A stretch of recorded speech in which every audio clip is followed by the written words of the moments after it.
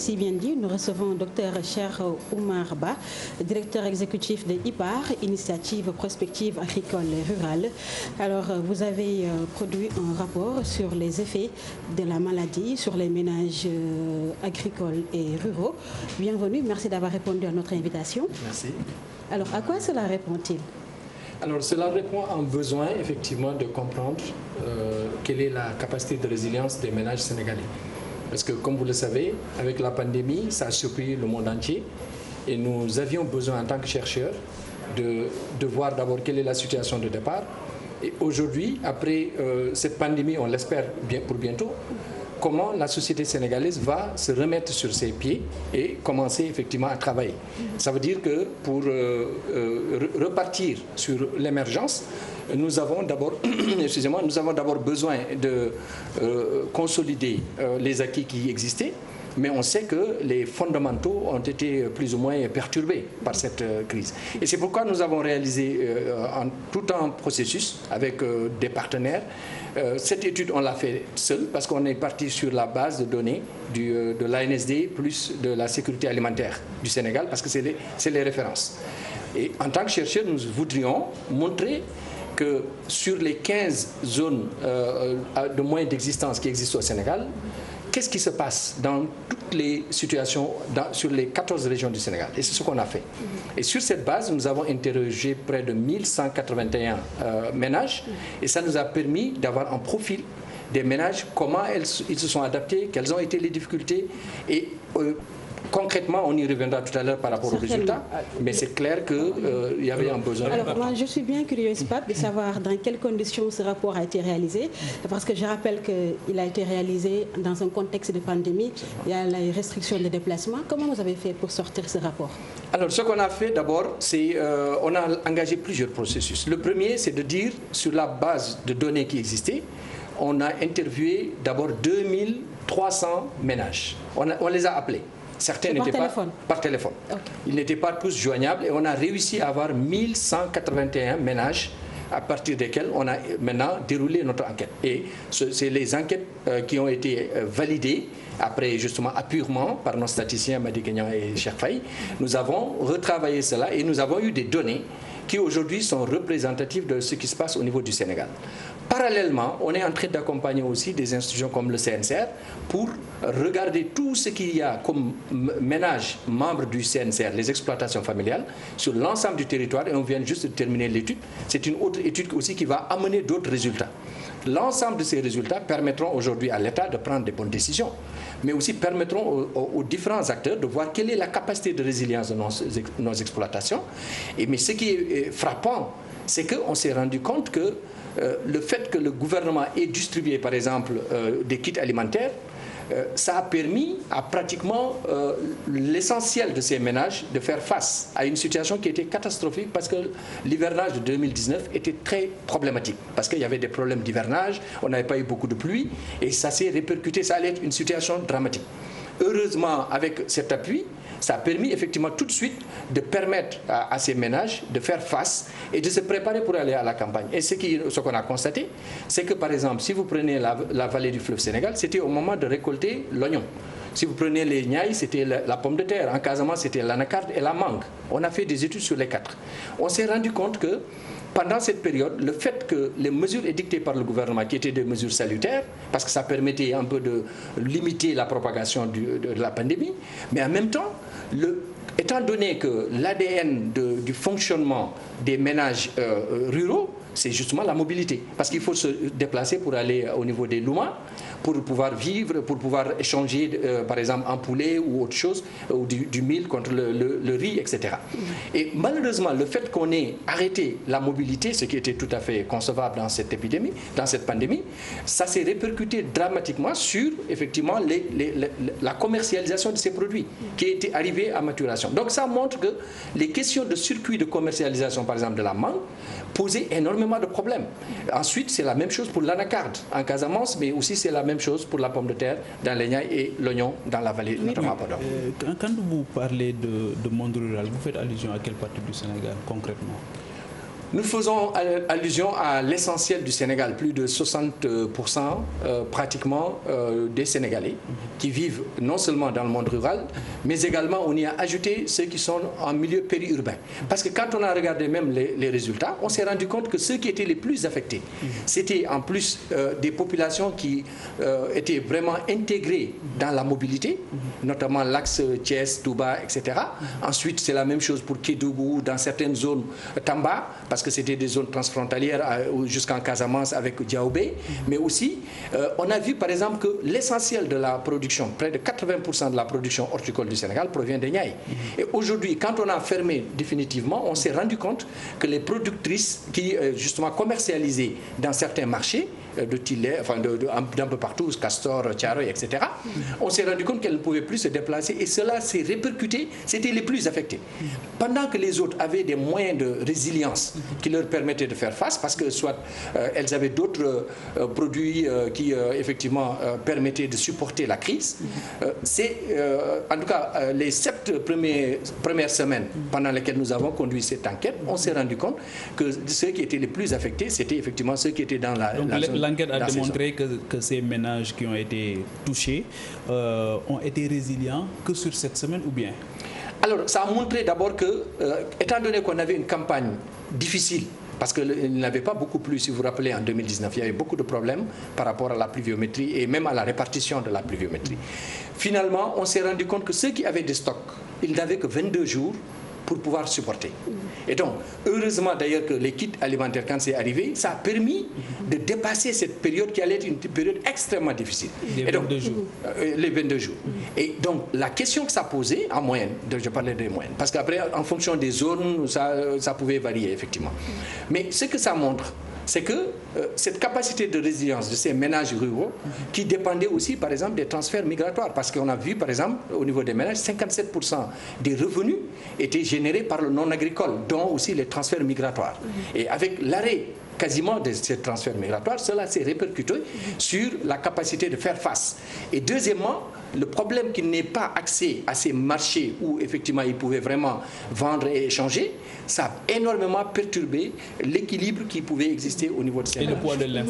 Et le poids de l'informel? Écoutez, c'est essentiellement, justement c'est une question très intéressante, parce que quand on regarde aujourd'hui, et d'ailleurs depuis 2004, il y avait ce qu'on appelle la loi d'orientation agro-silvopastorale.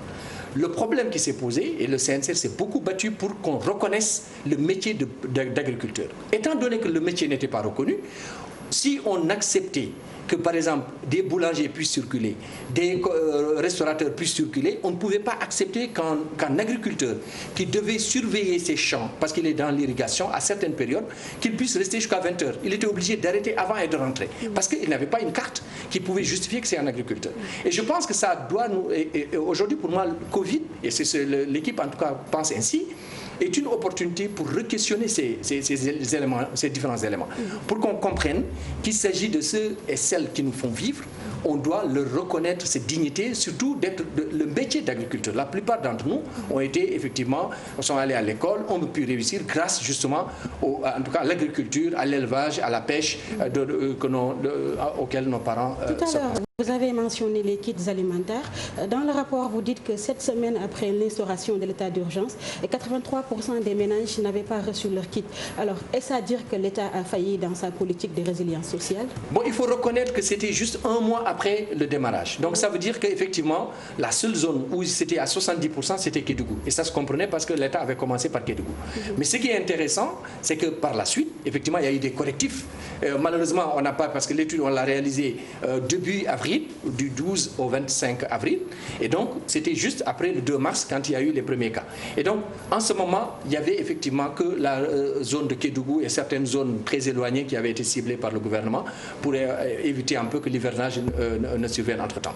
Mais ce qui était intéressant de ce point de vue, c'est qu'après, il y a eu des correctifs. Sauf que quand on regarde, on sait que ça ne peut pas suffire pour, en tout cas, permettre à ces ménages d'être résilients à tous les coups. Et c'est pourquoi cette présente campagne, pendant laquelle on a bon espoir qu'il y a un bon hivernage qui est effectivement annoncé par Agrimed, même par l'ANACIM, et on a vu aujourd'hui qu'il y a quand même beaucoup de régions qui sont arrosées et suffisamment arrosées. Est-ce qu'aujourd'hui le monde rural est à l'abri d'une insécurité alimentaire? Ça dépendra, à mon avis, je dirais, il y a de fortes chances que ça ne se produise pas. Pourquoi?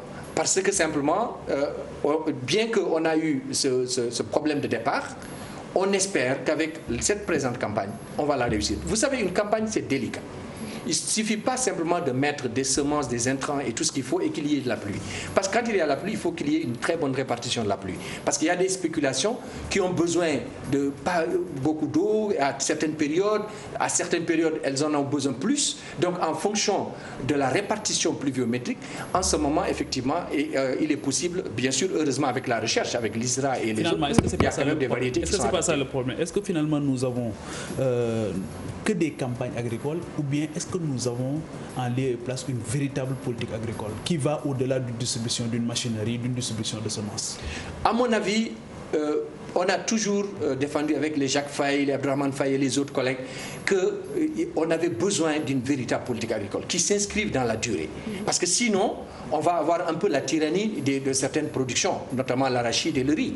Alors qu'aujourd'hui, ne serait-ce que les 20 milliards qu'on met sur certaines spéculations de rente, alors qu'on met qu'1 milliard sur le mil. Et au moins, une politique agricole aurait permis aujourd'hui de dire, mais essayons de mettre au moins 4 milliards, 5 milliards sur le mil. Tout le monde sait que si on inonde aujourd'hui les Sénégalais de mil et on arrive à avoir de bons dérivés au niveau urbain, au niveau des centres urbains, pour que les populations puissent en tout cas s'approvisionner en riz, disons comment on appelle ça, en tiéré ou de tout ce qui tourne autour, la bouillie, etc., tout ce qui va avec. Et on est convaincu que cela va aider le Sénégal à avoir une véritable politique en sortant de la tyrannie de certaines spéculations. Ça ne veut pas dire qu'il faut les lâcher, parce que c'est des spéculations qui sont très importantes. Aujourd'hui, quand on voit l'arachide, avec les différents dérivés qui sont au niveau de l'arachide, ça aide énormément les populations, mais avec la transformation qui va avec, c'est énormément de revenus. Par contre, ce qu'on est en train de dire, c'est comment équilibrer le développement pour que les différentes spéculations puissent être intégrées, mais également qu'on puisse véritablement réfléchir politique agricole qui ne s'arrête pas sur une campagne agricole. Et une politique industrielle aussi. Et une politique, ça va ensemble. Parce qu'aujourd'hui, le problème du Sénégal, c'est pas seulement la production, c'est aussi la transformation, c'est l'alimentation. Et surtout la santé dans ce cas, la nutrition. C'est une question extrêmement importante parce qu'on se rend compte aujourd'hui, et Covid est en train de le montrer, que si on ne travaille pas davantage à améliorer la santé des populations sénégalaises, on mange mal. Et on risque de retomber sur ce que certains pays connaissent aujourd'hui, les fast-food. Alors qu'on a la capacité aujourd'hui, à partir de notre production, de travailler avec le niveau aval pour qu'on transforme, qu'on commercialise et qu'on s'assure qu'aujourd'hui, on mange sain et on mange durablement et que ça interroge la capacité du Sénégal à vivre de ce que nous produisons et à produire ce que nous mangeons. Parce que je pense que là est la clé de la réussite. Et malheureusement, jusqu'à présent, on a eu des politiques court-termistes. Parce que souvent, c'est des gouvernements qui sont sur 5 ans. On met des programmes, c'est vrai, qui dépassent les 5 ans, parfois les 10 ans. Mais le problème que se pose aujourd'hui, c'est que le Sénégal doit aller vers ce qu'on appelle les assises de l'agriculture, sérieusement s'asseoir et savoir que les réponses ou les solutions à l'agriculture ne sont pas que dans l'agriculture, sont dans l'élevage, sont dans la transformation, sont dans l'industrialisation. Tout est lié, mais particulièrement l'agriculture va être le déclencheur parce que c'est ça qui va créer les emplois. Avec les 269 000 jeunes qui arrivent chaque année sur le marché de l'emploi, c'est avec ces différentes, en tout cas différents segments qui permettront justement de réussir une politique agricole. Cette pandémie n'a-t-elle pas mis à nu les inégalités sociales aujourd'hui au Sénégal et surtout le monde rural qui, entre guillemets, vit dans une précarité totale? Oui, vous avez parfaitement raison, parce qu'en fait, toute pandémie est révélatrice. Et je pense que c'est une opportunité aussi de questionner nos pratiques, de questionner nos politiques. La façon dont on fait la politique dans ce pays, et j'ai toujours dit, et je crois que c'était ici, avec le ministre de l'Agriculture à l'époque, quand on parlait d'autosuffisance en riz. À l'époque, on était, je crois, en 2016, et je me rappelle, c'était une émission Prakas, et à l'époque, moi j'avais dit qu'en 2019, on n'aura pas l'autosuffisance en riz. C'était basé simplement sur des faits. Et à l'époque, j'avais en face d'autres partenaires, dont le ministre de l'Agriculture de l'époque, qui avait dit que non, on aura l'autosuffisance en riz. Je crois qu'on doit arrêter de politiser la question agricole. C'est une question centrale, c'est une question de vie, c'est une question de sécurité publique. C'est une question qui aujourd'hui constitue la clé de réussite de nos populations, notamment l'emploi des jeunes et tout ce qui va avec. Et comment combattre aussi, ça reste dans la même veine, la paysannerie, parce que là où on parle d'agriculteurs, on se rend compte que c'est des paysans qui n'attendent que l'hivernage pour pouvoir... c'est une question de survie pour ces familles-là. Quand est-ce qu'on ira vers une agriculture moderne au vrai sens du mot, combattre la paysannerie? En fait, il ne faut pas combattre la paysannerie, justement. Pour moi, il faut combattre les pratiques agricoles qui ne sont pas durables. Oui, d'une autre époque. Voilà, d'une autre époque. Oui. Pourquoi je le dis? Parce que pour moi, paysan, c'est les modes de vie. Par exemple, jusqu'à la fin du monde, même si vous avez énormément de richesses, vous restez paysan parce que vous vivez en milieu rural, vous avez votre famille, la famille est importante, etc. Donc là, c'est du point de vue paysan. Mais pour éradiquer la précarité. Effectivement. Et vous avez raison, pour éradiquer la précarité, on est obligé de changer de paradigme, comme on le dit un peu dans le jargon habituel. Comment? En quoi faisant? Alors, en quoi faisant? C'est d'abord en écoutant les paysans. En les écoutant, ça veut dire en essayant de comprendre comment transformer avec eux. Il ne s'agit pas, par exemple, certainement on y reviendra, par exemple sur les questions foncières, de brader certaines terres, qui sont le principal vivier, le principal socle sur lequel repose la vie même paysanne. Aujourd'hui, quand vous allez dans certaines régions où vous avez, par exemple, les bois sacrés, c'est important, c'est sacré. Quand vous allez dans certaines zones où, par exemple, c'est toute une génération qui a maintenu cela parce qu'il y a un lien fort que les populations ont avec ces terres. Je dis qu'on ne doit pas voir l'aspect économique seulement. Par contre, on doit trouver, comme vous dites, des mécanismes qui permettent de faire évoluer ce système. Comment?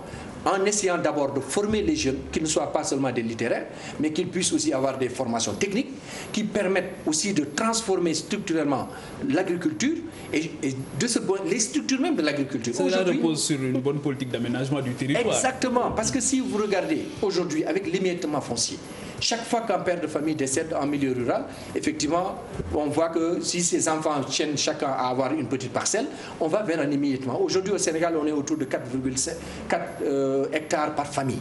En zone irriguée, en moyenne autour de 2 hectares. La question que ça pose aujourd'hui, c'est que ce n'est pas viable. Si on morcelle à partir d'une génération, ça veut dire qu'on se retrouvera peut-être à une famille qui aura 2 hectares. Alors que 2 hectares en pluvial, ça ne peut pas faire vivre une famille de plus de 15 personnes. Je pense qu'on doit réfléchir sur quel modèle. C'est-à-dire que c'est clair qu'il y a des paysans qui doivent sortir de l'agriculture pour devenir autre chose. Toutes les révolutions dans le monde se sont passées ainsi. Parce qu'à un moment, quand il y a plus d'industrialisation, certains vont transformer la production et d'autres vont aller dans d'autres secteurs qui ne sont pas seulement productifs. Parce que quand on regarde aujourd'hui nos jeunes qui sont très forts, par exemple, en matière informatique, comment faire? Ils ne sont pas intéressés à aller par exemple, cultiver. Par contre, leur ingéniosité peut être mise à profit aujourd'hui par les drones, par le e-commerce, par d'autres innovations qui sont utiles pour transformer structurellement l'économie. C'est-à-dire que ça ne doit pas être un mot, transformation structurelle de l'économie. Ça doit être des choses réelles. Et aujourd'hui, il y a des experts sénégalais qui sont capables d'aider le gouvernement, d'aider les différentes parties prenantes, y compris le secteur privé. Mais est-ce que dans ce contexte-là, ce cadre de concertation qui doit être permanent, est-ce que ce cadre-là existe aujourd'hui? Parce qu'il faudra évaluer rigoureusement la résilience et avant d'envisager la relance.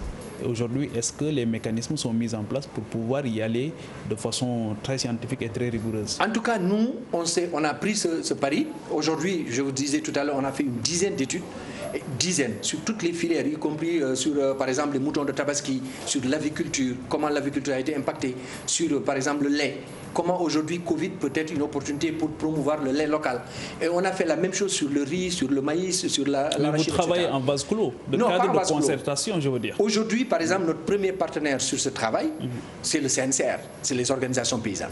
Ensuite, on est en train de travailler aussi avec le gouvernement. On est allé voir le ministère de l'Élevage, on est allé voir le ministère de l'Agriculture.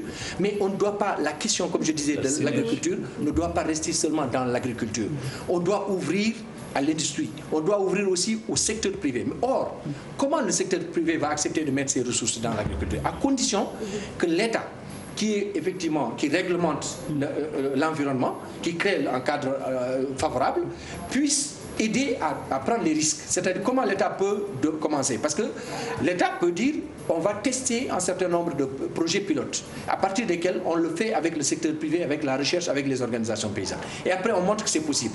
On amène le secteur privé, on crée des incitations pour que d'autres secteurs privés qui n'étaient pas très partant, parce qu'il se disait il y a trop de risques si je mets mon argent, etc.